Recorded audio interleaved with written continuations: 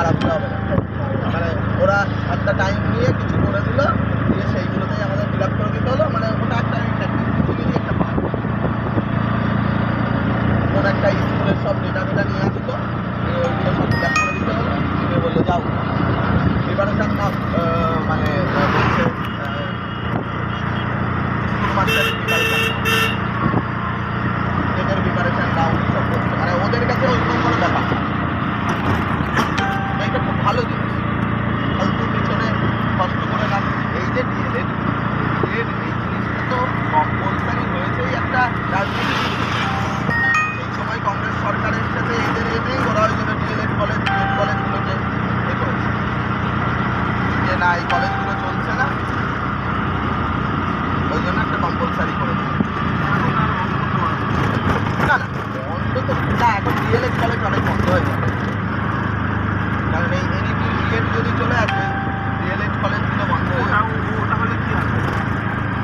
D.El.Ed তো উঠে যাচ্ছে, 2030 সালের পরে আর কেউ ডিএলএড করতে পারবে না। হ্যাঁ, তখন এই একটাই। হ্যাঁ, এগুলো ভ্যালিড থাকবে, লাইফ টাইম ভ্যালিড থাকবে, যতদিন আপনার চাকরি বয়স আছে। আর আসতে হবে না। মানে ওরা একটা টাইম নিয়ে কিছু করে দিল, দিয়ে সেইগুলোতেই আমাদের ফিল আপ করে দিতে হলো। মানে ওটা একটা টেকনিক্যালি একটা পার্ট। কোন একটা স্কুলের সব ডেটা নিয়ে আসলো, দিয়ে ওইগুলো সব ফিল আপ করে দিতে হলো। দিয়ে বললো যাও প্রিপারেশান নাও, মানে বলছে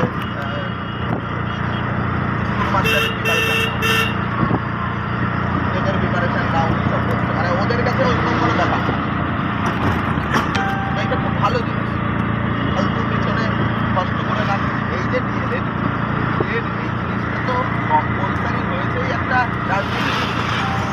সেই সময় কংগ্রেস সরকারের সাথে এদের এনেই ওরা ওই জন্য ডিএলএড কলেজগুলোকে এ করেছে যে না এই কলেজগুলো চলছে না, ওই জন্য একটা কম্পালসারি করে দিল। না না বন্ধ তো না, এখন ডিএলএড কলেজ অনেক বন্ধ হয়ে যাবে।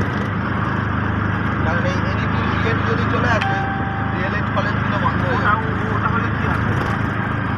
ডিএলএড তো উঠে যাচ্ছে, 2030 সালের পরে আর কেউ ডিএলএড করতে পারবে না। হ্যাঁ, তখন এই একটাই। হ্যাঁ, এগুলো ভ্যালিড থাকবে, লাইফ টাইম ভ্যালিড থাকবে, যতদিন আপনার চাকরি বয়স আছে।